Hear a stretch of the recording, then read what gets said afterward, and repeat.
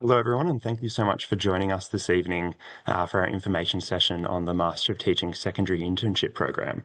We're very lucky this evening to be joined by the course coordinator for the program, Dr. Adam Taylor, as well as a former student and a current student completing the program. So now I'd like to pass it over to Dr. Adam Taylor to commence the session. Thanks very much, Simon, and can I join with Simon in welcoming you to this session this evening. As Simon mentioned, I'm the course coordinator.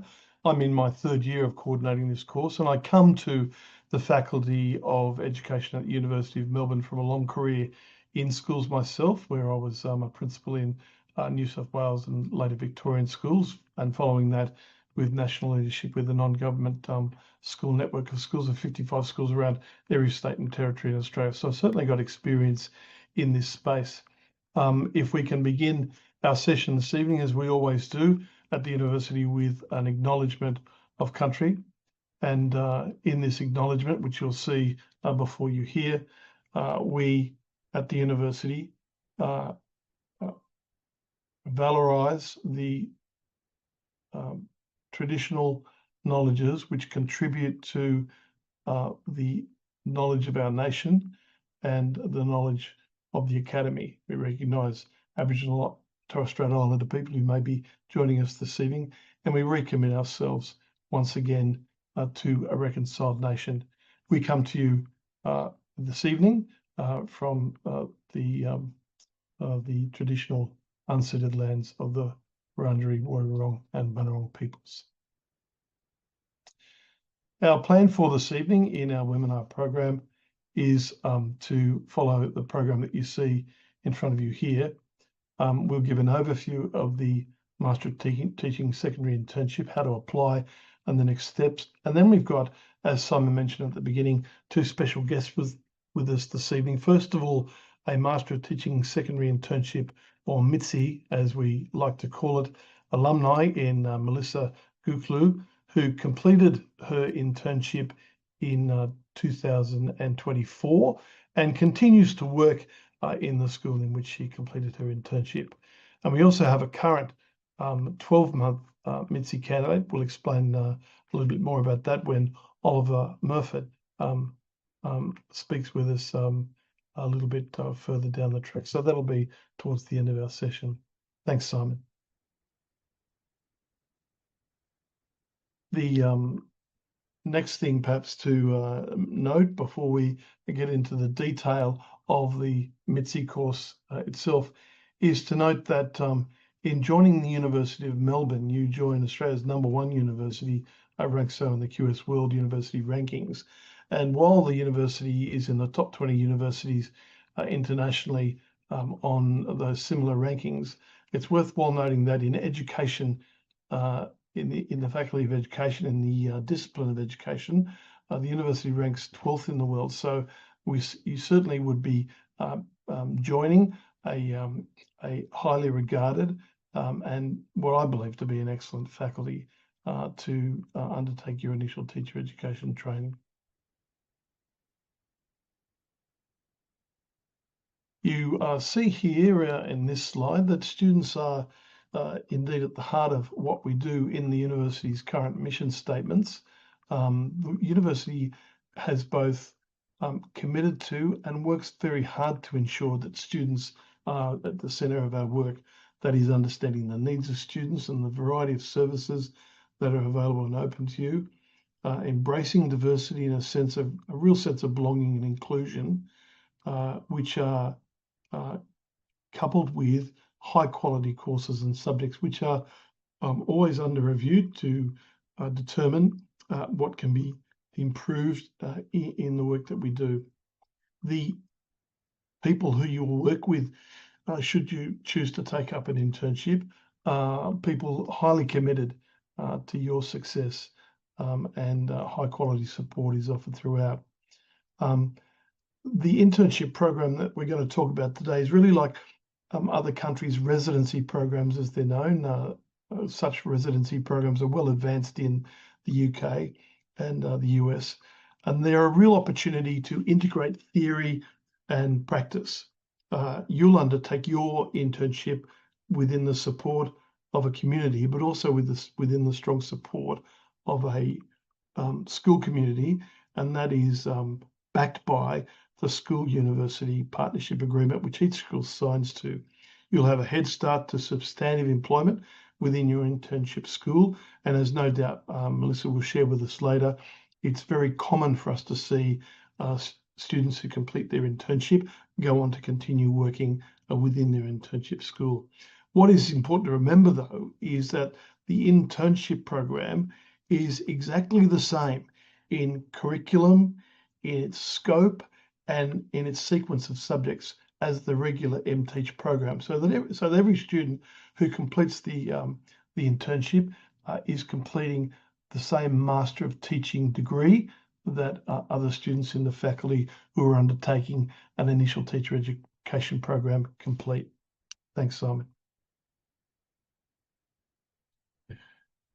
So why the Master of Teaching at the Faculty of Education? Well, you can become a qualified teacher in 2 years. And this means that at graduation, not only are you fully qualified, but you'll have under your belt 2 years of teaching experience. You'll be eligible for full registration with the Victorian Institute of Teaching, that's the VIT, after graduation. You will need a permission to teach from the VIT to start your course, but we'll talk more about that in the ensuing slides. You'll have unparalleled support from your mentor teacher in your school, which is built into the school-university partnership agreement, as well as the benefit of a structured network of support which comes from the university and the face-to-face visits that you'll get from the university-appointed person who is known as your clinical specialist. You'll earn as you work the standard 2026 going forward, the standard program in government and non-government schools is for 0.6 of a teaching load and 0.2 paid study leave of a Friday, making up a total of 0.8 of a total paraprofessional salary in schools or its equivalent. So this can assist you if you're a career changer and you have financial obligations, as many people do, of course, and you can't take time off to study full time. The program does aim to help schools address workforce shortages, but and the course is available to domestic students only, but it's not just about a response to teacher shortages. That's only a part of the story. As I mentioned earlier, there's evidence from research conducted on teacher residency models in the US and the UK and elsewhere that school hub-based teacher education approaches to initial teacher education is quite a mature model. It's an alternative pathway to initial teacher education that really provides strong learning on the job component. And it's particularly effective, the research tells us, where there's a strong partnership between university and school, where there's strong alignment between the initial teacher education, that's ITE, and the course and other ITE in the university. And as I've said to you already, the ITE in the MITSE program and the regular Master of Teaching is exactly the same. And where there's ongoing monitoring support, both from the school and from school leadership and from the university. And that's certainly what we're conscious of and which we believe we're able to provide. So we move on now to the course overview. The course, because it's secondary focused, qualifies graduates to teach ages 12 to 18 with a total length of 2 years for the course. And the orientation is in early December. So it's that first week of December. We'll talk a little bit more about that down the track. So if you're currently in work, one of the things that has to be borne in mind is that on the first Monday of December, you need to be available for an orientation. And in the remainder of that week, you need to be available to do further orientation within your chosen school.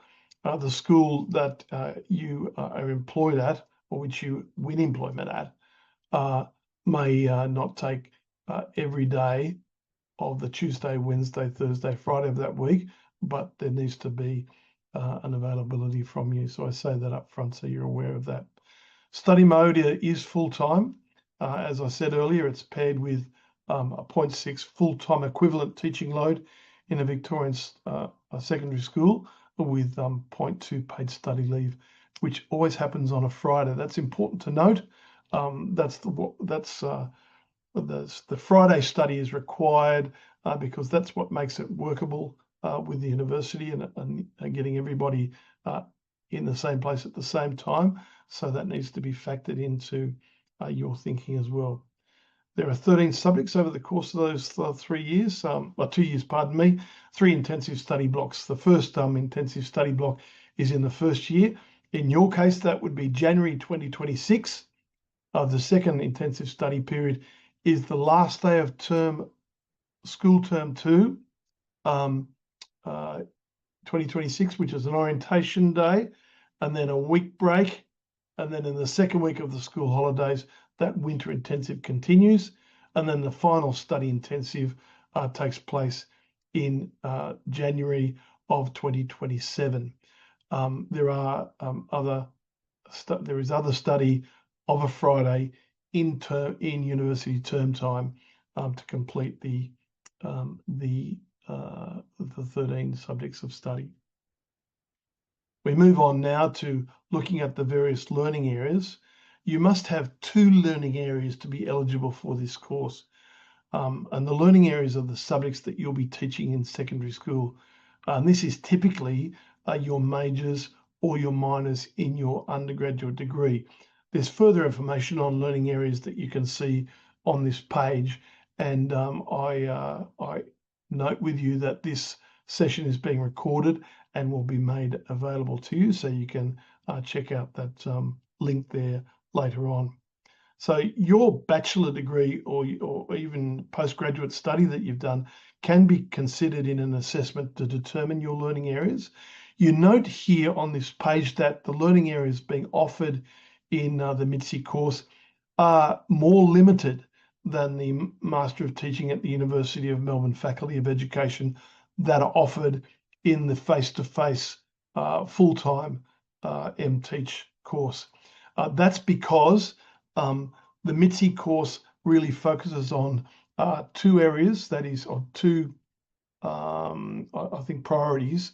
One is the student demand for courses, and the second is the demand in schools.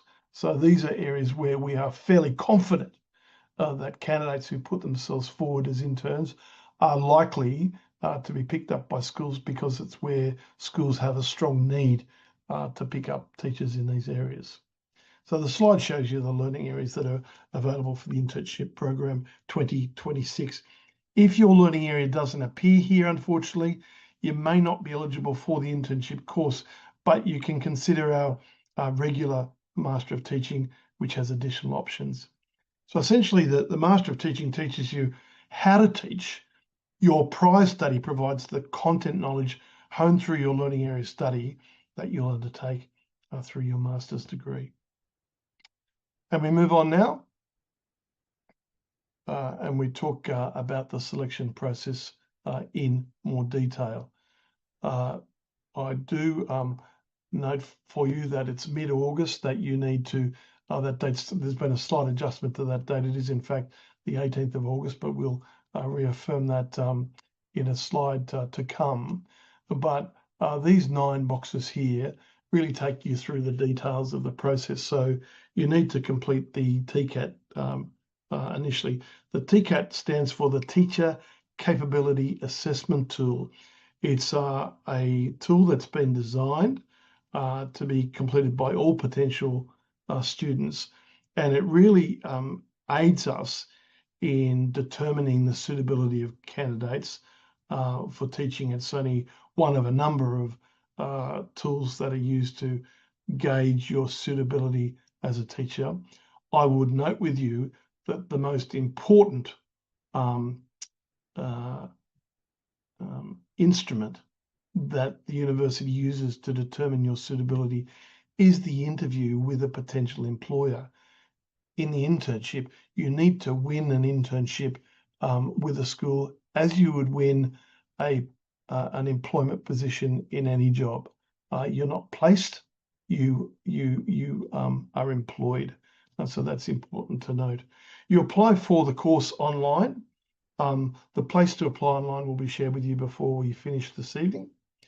You'll be notified following that application that you qualified for a conditional place. So it's conditional because we are saying to you, you've got all the attributes required to be a successful intern at the Faculty of Education, University of Melbourne, but you can't be an intern until you successfully gain a position at a school as an intern. And once you gain that position as an intern, your conditional enrolment is converted to full enrolment. So the fourth step you can see there is, or a part of the steps is, pardon me, in step 3 there you can see, is to nominate an employment pool. Now what that means is that you must make a decision fairly early in the process as to whether you prefer to be considered in the government pool of schools or the non-government pool of schools. The processes in those pools are slightly different. Each of those employer groups wants exclusive access to you for a period which we acquiesce to. And at the end of that period, if you still haven't gained employment as an intern, then the pools are opened up and you can in fact be considered for employment across all the schools that are our partner schools, be it government or non-government. But initially for a period of something like 10 weeks in that employment period, you're contained within a single pool, government or non-government. So that's a decision that you need to think through about where you would prefer to be employed. Depending on your pool, your profile will be shared with the appropriate employing principals, and then employers will invite you to an employment interview based on their needs, just as they would in response to applicants for a job. Once you have a written offer of employment, this is shared with the university and your enrolment moves from conditional to formal. Now, like most employment situations, employment is fully confirmed with a contract. The university doesn't require a contract. It needs what is essentially the verbal contract. That is the promise of an employer to employ you and your promise to take up that employment. That often takes the form of an email or a simple letter, and that's sufficient for the university, once informed of that, to convert your conditional enrolment to full enrolment.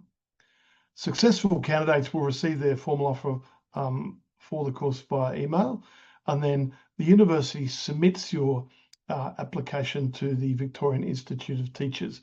It needs to do that because every person who is not a qualified teacher, and that would be you, who is student facing in a school, and that would be you, needs to apply for what's called PTT, or as you see it there on the bottom row, far left, permission to teach. So PTT, permission to teach, comes under several categories, general, but the one we are interested in is permission to teach internship. And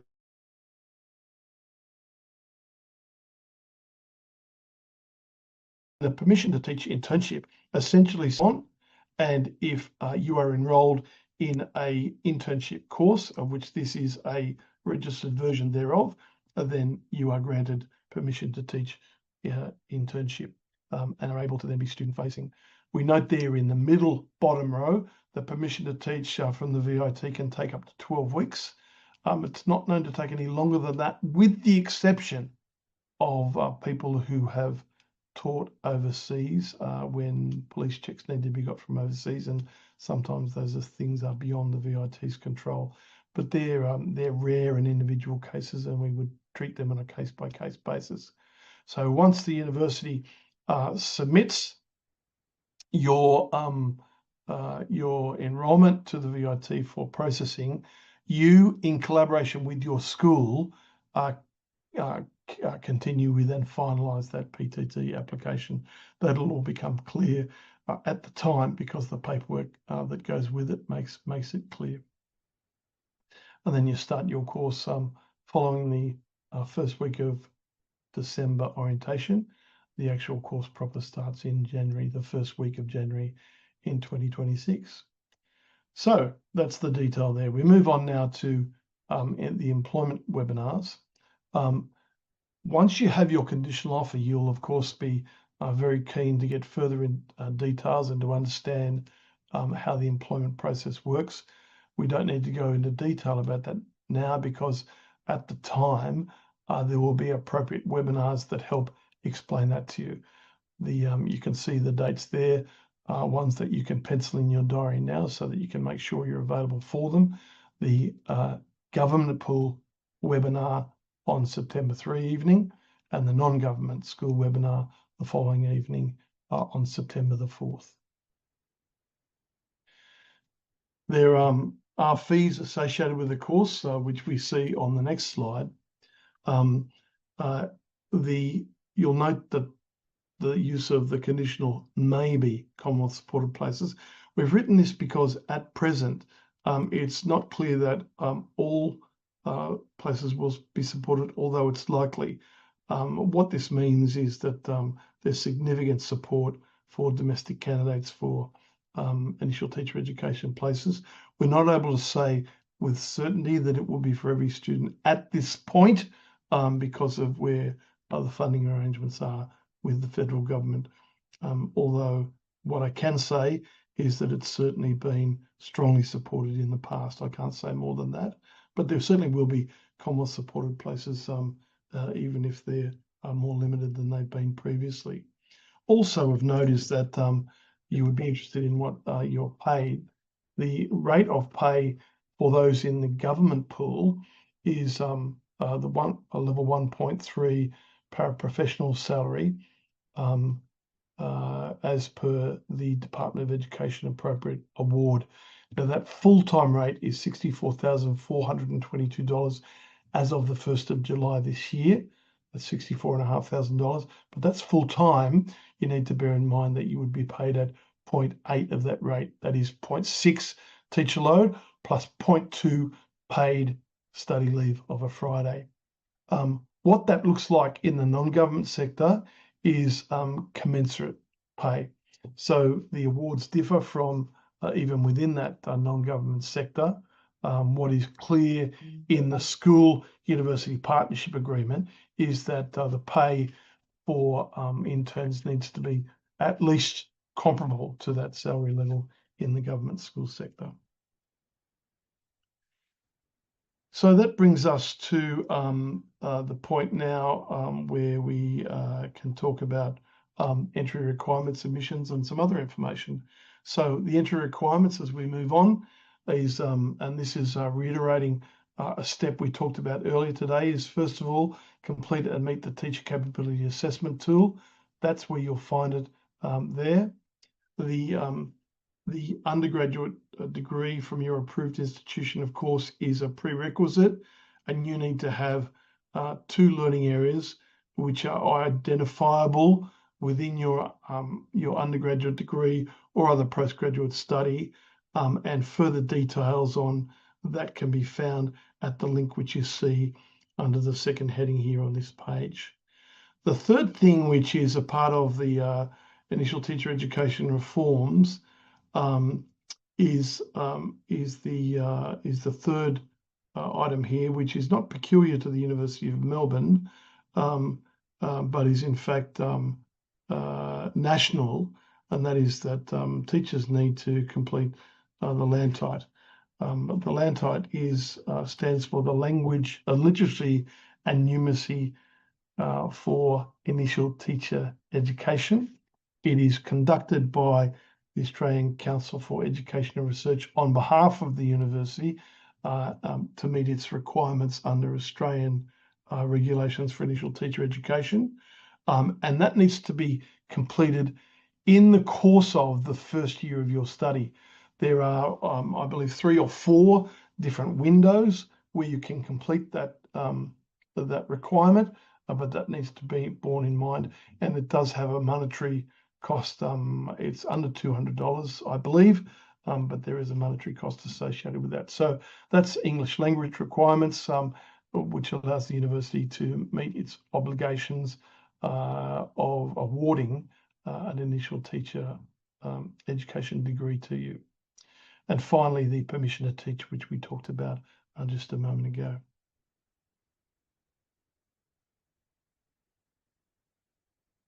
Moving on to the next slide, the alternative pathways. There is alternative, as I said, to the internship if this is not the path for you. This is not the only way in which to achieve a Master of Teaching Secondary degree at the University of Melbourne. There's the regular pathway.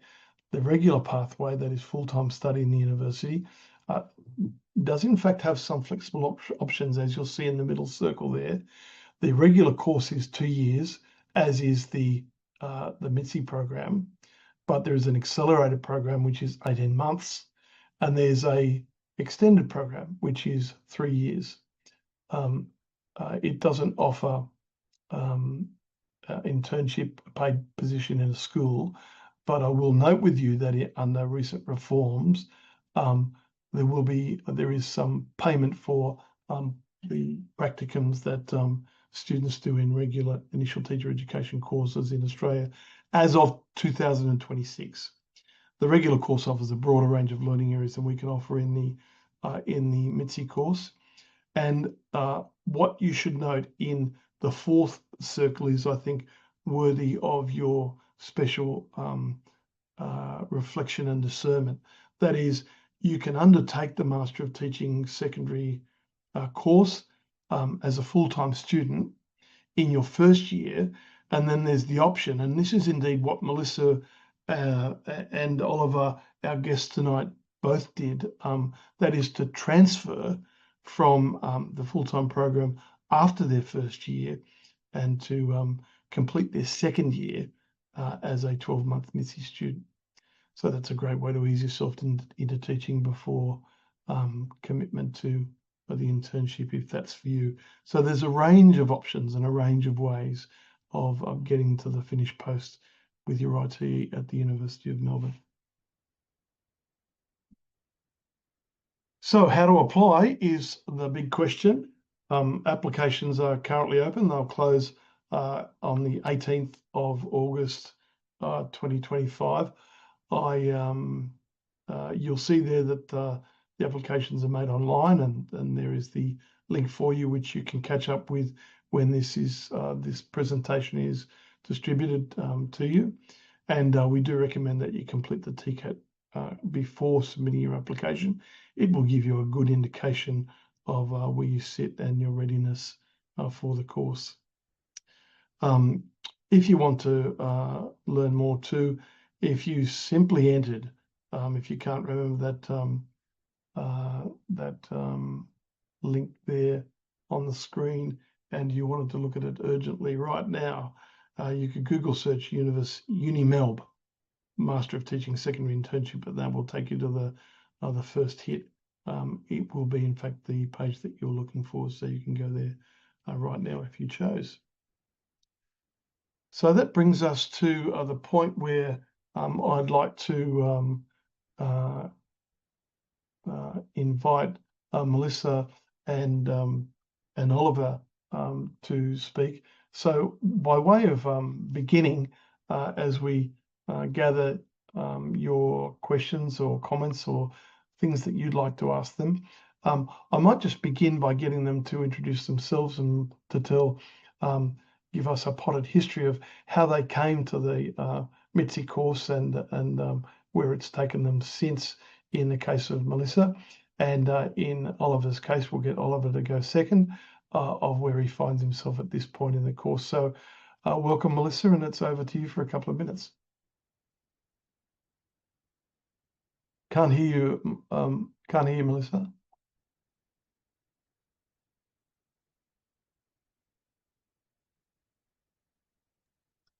Are you able to hear me now?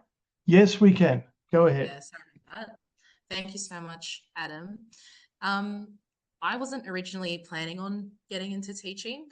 it was kind of definitely a journey to get there. So I started off in the Bachelor of Arts at Melbourne Uni, and I did my specializations in English and Theatre Studies as well as anthropology. And then when I got to the end of that, somebody floated the idea of the Masters of Teaching, the standard course.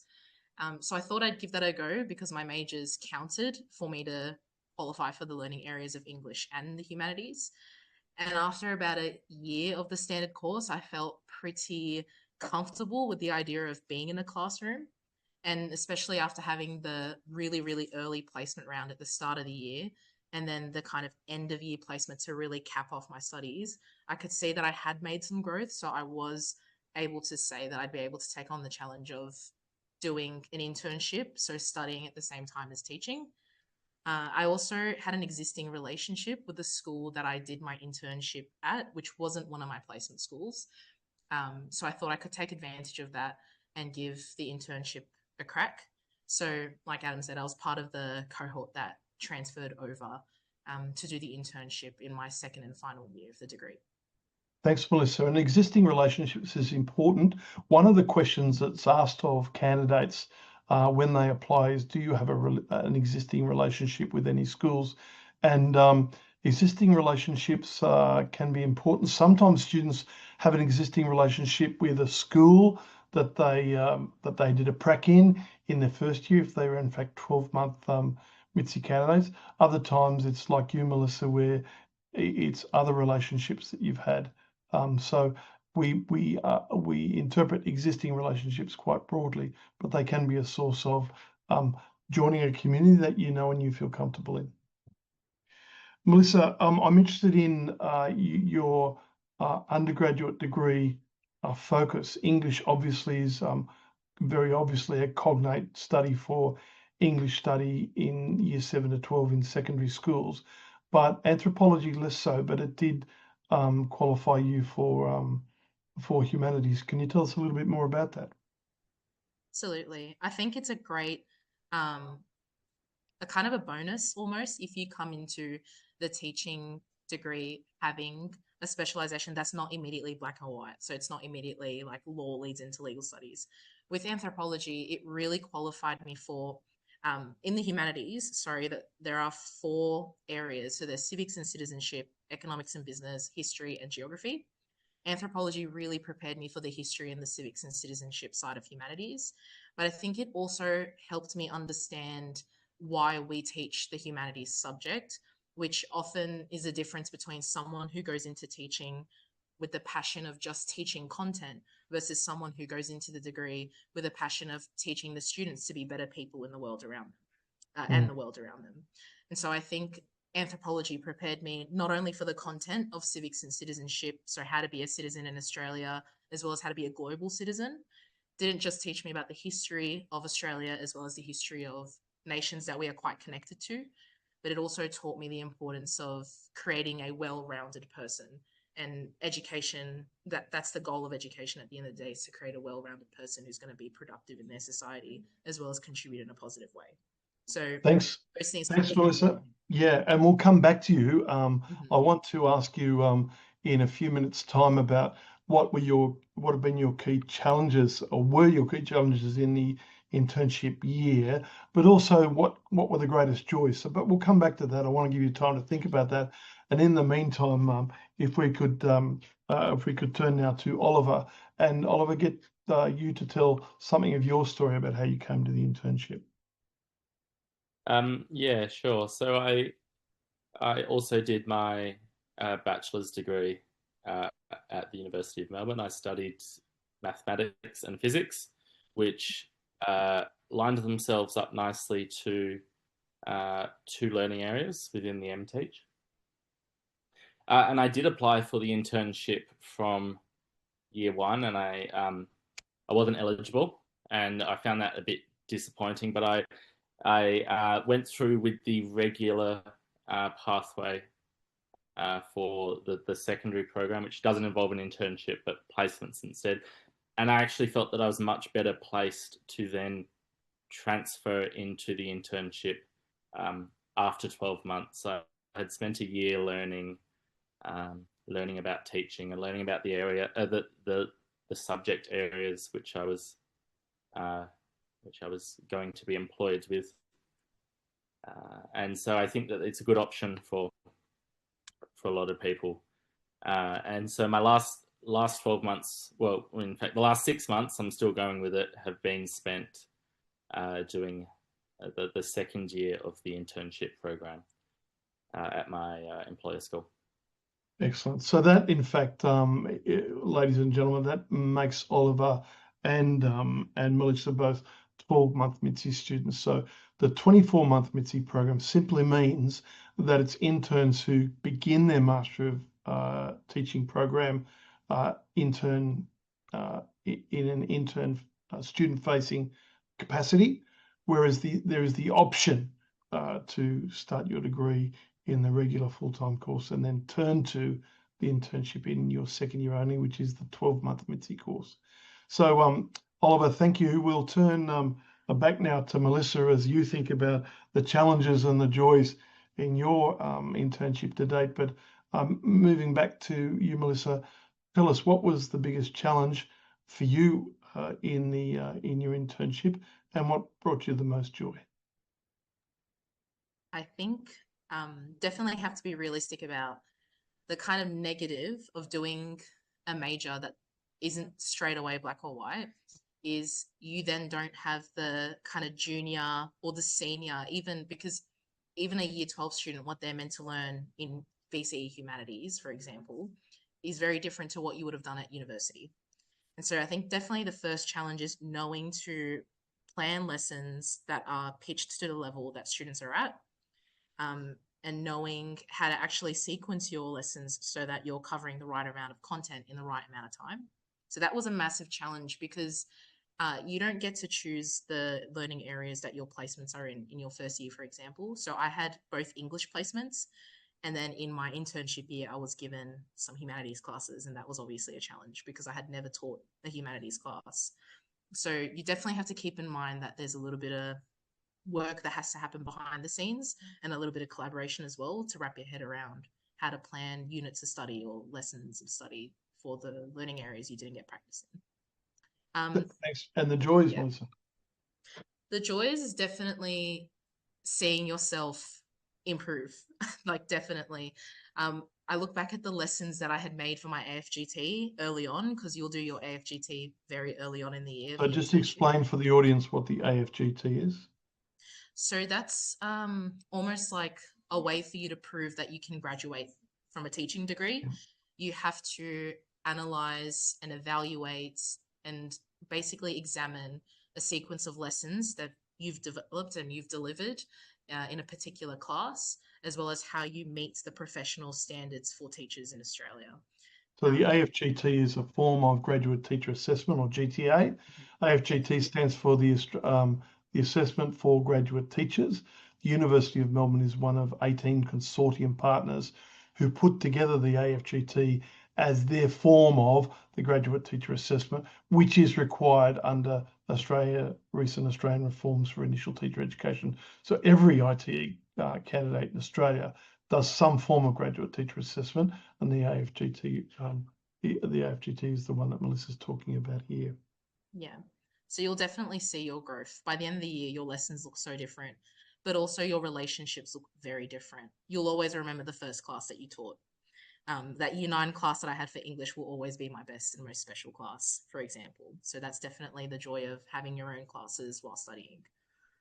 Fantastic. And I'll come back to you in a moment after speaking with Oliver some more, Melissa, and ask you about the relationship with those key people, your mentor and your clinical specialist. But if we can turn to Oliver now and get you to speak, Oliver, about what for you so far in your internships have been the real challenges, but also the joys in your work. I think the challenges are the workload of the course. You're doing at least 0.6 employment at your school, and it's a full-time study load. So if you add that up, that's 1.6 workload. And I mean, no one's going to tell you how many hours you should be studying and writing assignments, or no one's going to tell you how much you should be doing lesson planning, but it's a lot of work regardless. And I think finding a balance between doing all of it has been quite difficult, to be honest. And at times prioritizing my paid employment, because they are my employers, and sorry, Adam, but putting uni at times on the back burner when I need to has been a challenge for me, because it's not what I would like to do. See, But what it's you're all part forgetting of there, Oliver, what you're forgetting is I've come from school principalship, and I like to hear that. And it's, of course, it's realistic, ladies and gentlemen, what Oliver's saying, that and it's repeated often by interns. They prioritise their paid employment, as they should, but it does introduce, Oliver, then the pressures to keep up with this study, because it needs to sometimes play second fiddle to the fact that you're getting paid to do a job. Yeah, and it's all doable. Sometimes there's late nights and long days, but yeah, it does make for a lot of work. I think And the joys so far this year, I'll reiterate what Melissa has said, has been the relationships that I've developed with students. I mean, there's not much better reward from teaching than seeing a class that you love teaching and them enjoy your teaching as well. So that's been great this year so far. fantastic, Oliver. Now we'll go back to Melissa and just get you to talk for a few minutes, Melissa, about those two key relationships. That is the key adult to adult relationship you have at the school level with your mentor teacher, and the key university to intern relationship that you have with your clinical specialist. Can you guide people on those questions, please? Definitely. And I think a little bit of this will be bouncing off of what Oliver just said as well. I start with the clinical specialist, because they're your kind of point of contact for when you're on placement, or even if you have any questions leading up to an observation. You will always have contact with your clinical specialist. I know that my clinical specialist, especially in my internship year, was a really important person for understanding how to balance the workload as well. So I had a lady named Petek, and she was very realistic. When she would come out and observe me, she would ask me, okay, I've seen your practical, now what's happening with the theory side of things? How are you going with your studies? And so even just having that conversation with someone who could reassure me and say exactly what Adam just said, in terms of sometimes you will have to prioritize, coming in and having a proper lesson planned for your students, and maybe doing that assignment maybe the weekend before that it's actually due. So I think the clinical specialist is important for kind of the real conversations that have to happen in the internship. But then on a more professional level, they support you with meeting those standards, which is the most important part of your degree, I'd say. Because if you're not demonstrating that you're differentiating, or that you're taking on student feedback and you're assessing formatively and summatively, you're going to suffer in the long term. So that's the clinical specialist side of things. And your mentor is an extension of that. Your mentor is not only your kind of support person when it comes to mistakes, because they will encourage you to make mistakes. I probably shouldn't be saying this, but any mistake that you make in your internship year is just own it. Take it, make as many as possible, because this is the only year where people will go, you're just an intern, I completely get it, this is how to do it. And your mentor will step in with that. So yeah, I'd say your mentor is kind of your support network at the school immediately, whereas your clinical specialist is more broader than that. There's an interesting point that you make me think of there, Melissa, and that is that it's about how interns appear to the school community. It's a little bit like, if it looks like fish, it smells like fish, it tastes like fish, it's probably fish. People look at the intern and they see a student-facing adult professional in the classroom, and the assumption's made very quickly that you're a teacher, not an intern. And that is both enormously confidence producing for you, because you're trusted enormously, but it's got some complexities too, because you're still a learner. But you have classes and classes for which you're responsible. So there's a lot of responsibility given early on, but there are supports there to help you. Absolutely. Like, it's worth mentioning, you do don't get into the mindset of, oh, because I'm allowed to make mistakes, people see me as, like, for lack of a better term, incompetent. It's not that at all. If anything, there's an immense amount of respect for interns. And I'm kind of reaching out of the field right now and thinking about the union side of things. I went to a union meeting once for public education, and there was an intern there, and they were speaking on a panel, and the amount of respect in the room for what this person was doing, the new insight that they bring because there's someone who's in touch with the recent research and the recent up and comings, is definitely something worth thinking about as well. Yeah, good, thank you. And note there too that we didn't include in the introduction that Melissa is in the government sector, Oliver in the non-government sector. Oliver, turning to you now to give us your perspective on that mentor and the clinical specialist relationship, and how that's what that looks like from your set of eyes. Yeah, you work very closely with both those individuals. I'm not sure how it works in the 24-month program, but I would assume, Adam, that you have the same clinical specialists throughout. Yeah, that's certainly what we endeavour to do. That's right, Oliver.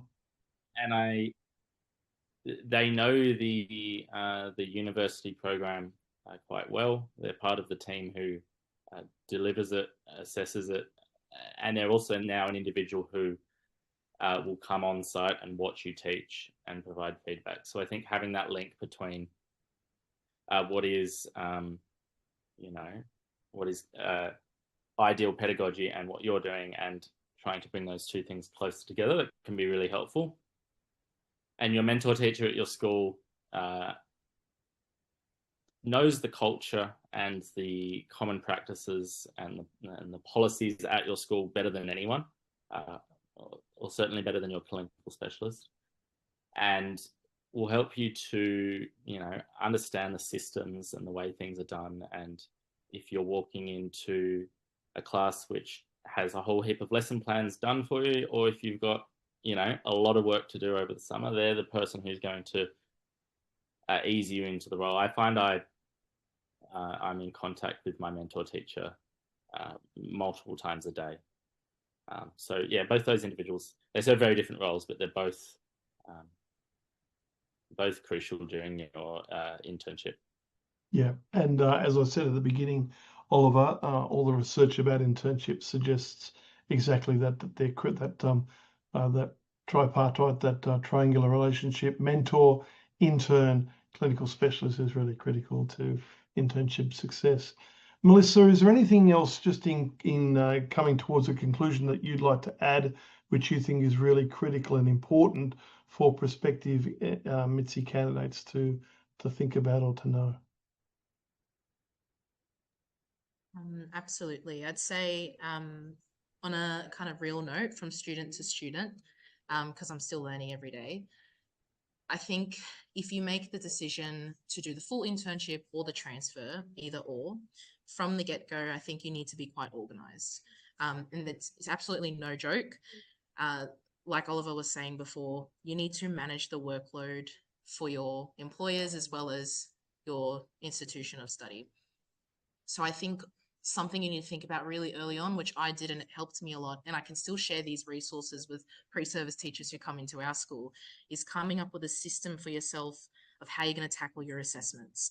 And by that I mean, take notes in your classes, make sure you keep track of your readings, make sure you keep your citations, so that if you do end up putting an assignment into the back burner, what you can do is you can dip into your pool of resources that you've built throughout the degree. Because if there's one thing that you'll definitely get at Melbourne Uni, is recent research and lots of really good current evidence that you can use in your assessments. And if you keep track of those, that will put you in a good place for being organized with the information you produce.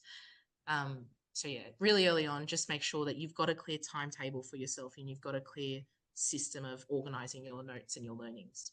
I think that is outstanding advice. Thanks, Melissa. Oliver, what would you add as advice to prospective candidates? I don't have much more to add on to what we've both just said, but I think the internship program is a big commitment, and beyond just the degree that you're entering, which you can do as little or as much in as you want, and you'll do as well or as not well in as you will do. But I think when you're employed, there's an expectation that you are, doing what the school wants you to do, and you're going to be there for 2 years or 1 year in our case.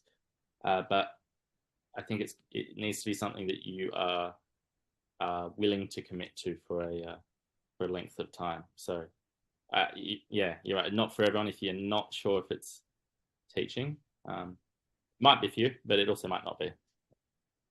Good, thank you very much, Oliver. Now, before I'll let you two go, we've got a couple of questions from our audience tonight, and I'll begin with these and hopefully be able to answer them, but I'll throw to you, Melissa, or Olive, if I need assistance. So the first question is, when you finish the MITSI program, are you considered a third-year teacher or you're a first-year teacher once you find employment? And unequivocally, you are a first-year teacher.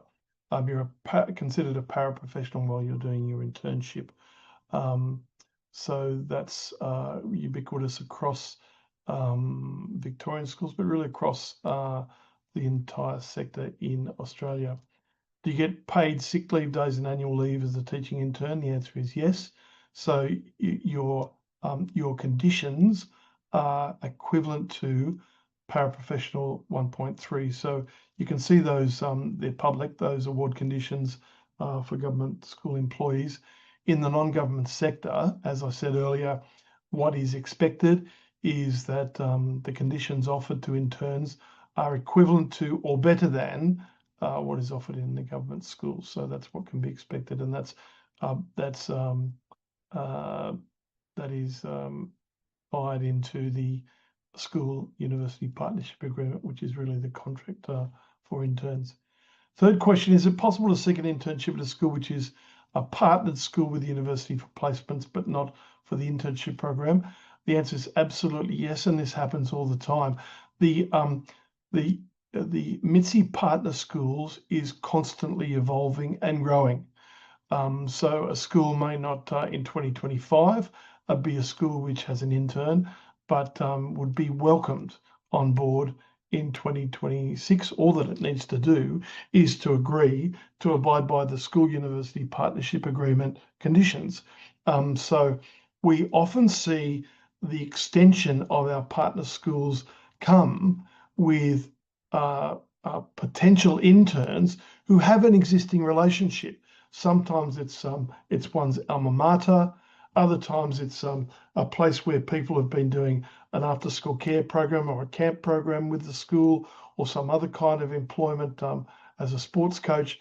And these casual, informal, or non-teaching relationships can lead to employment. It's not untypical, for example, for us to get employees in school who are lab assistants or teachers' aides who enter discussion with the principal, say, I'm interested in teaching, would you sponsor me as an intern? And they have very positive outcomes from that. So the limitation on the MITSI partnership schools is limited to the schools of Victoria, full stop.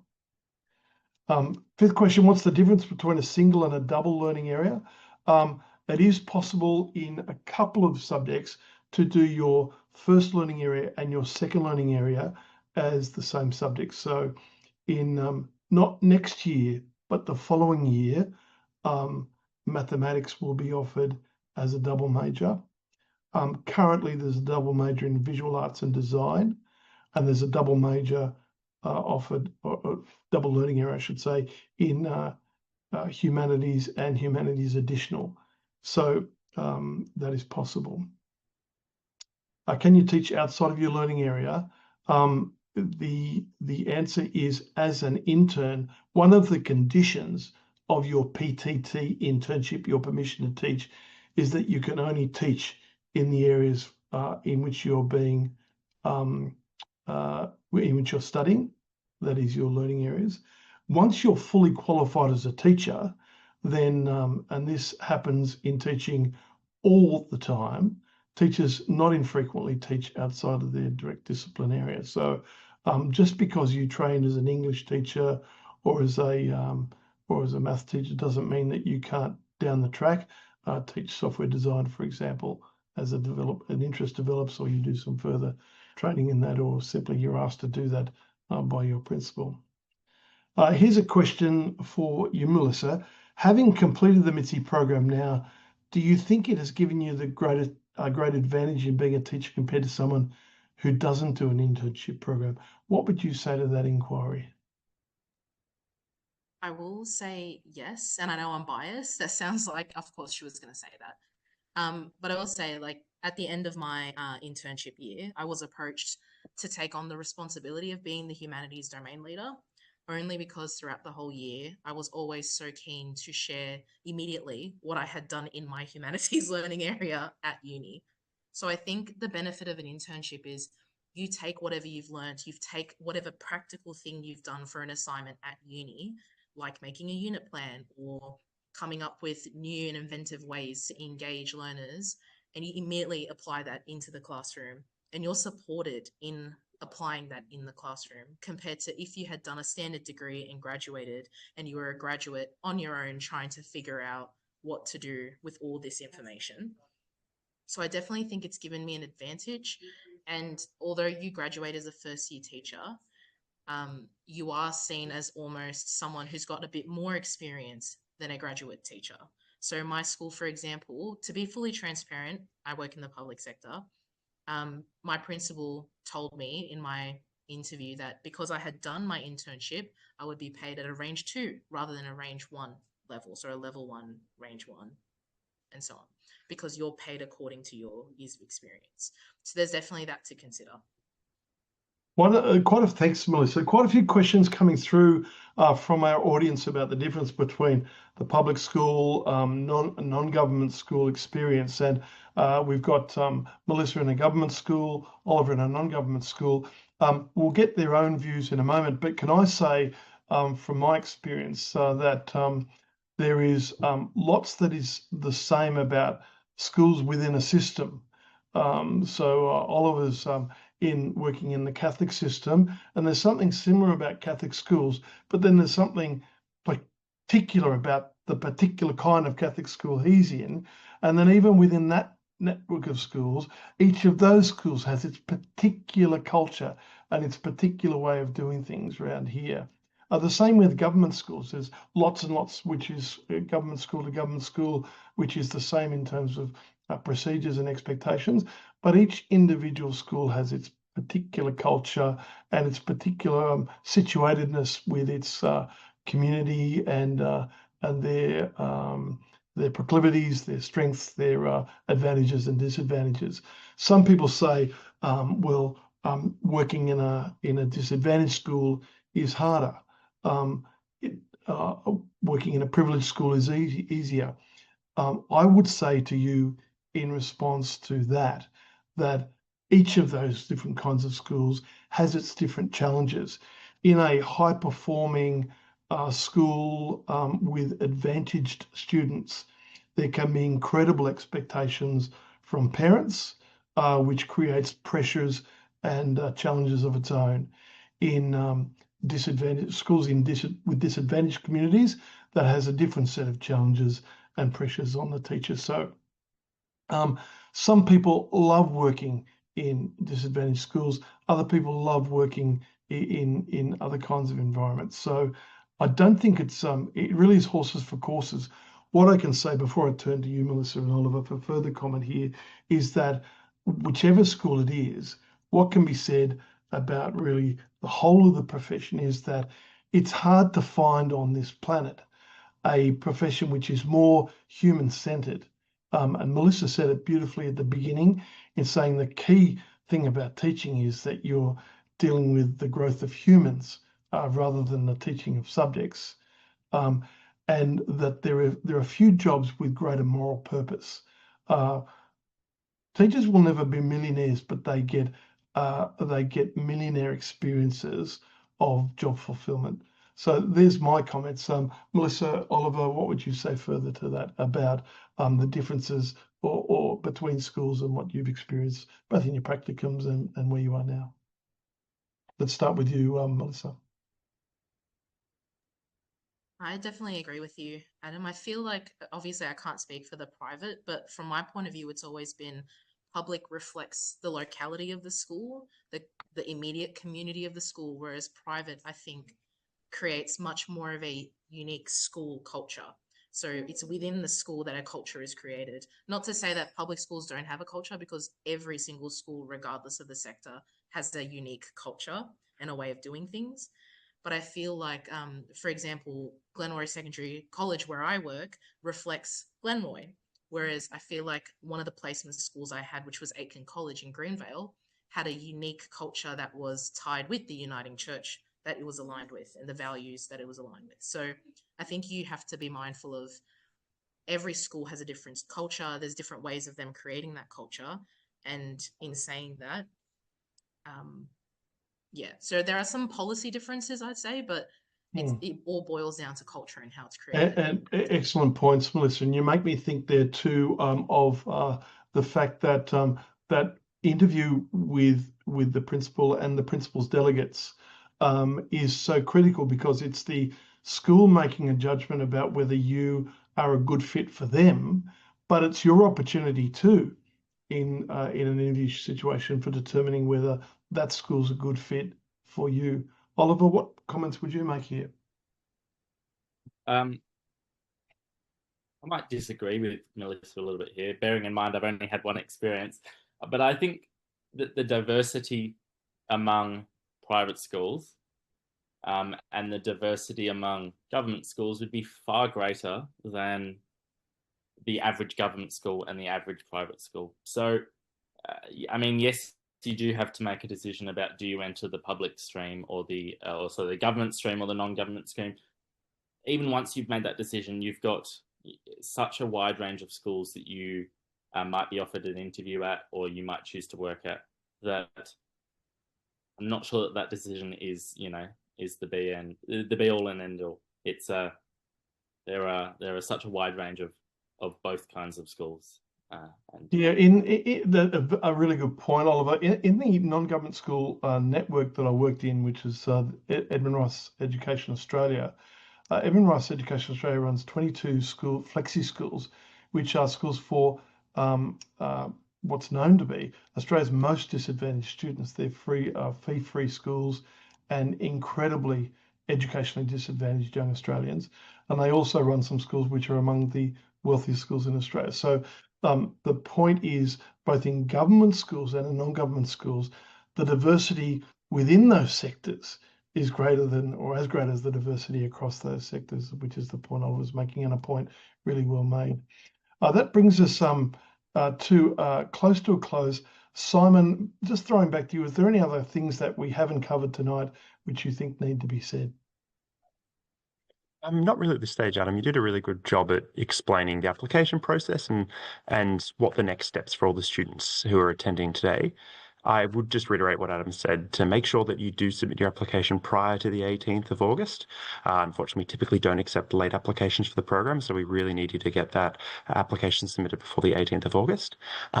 Also, in the chat on the live stream that you're all watching, I've also posted an inquiry form as well. So if unfortunately we weren't able to get to your question this evening, you'll be able to submit an online inquiry as well as a one-on-one booking appointment link as well. So if any of you would like to have a further chat with myself to talk about the program, you can also book an appointment with me. So can I conclude now by thanking most sincerely Melissa and Oliver? Thank you for your fabulous contribution tonight. Simon, for all of your organisation leading up to tonight. And to all of you, can I say best wishes with your discernment, and we hope to see you in December as budding candidates for the MITSI program. Our best wishes. Good night.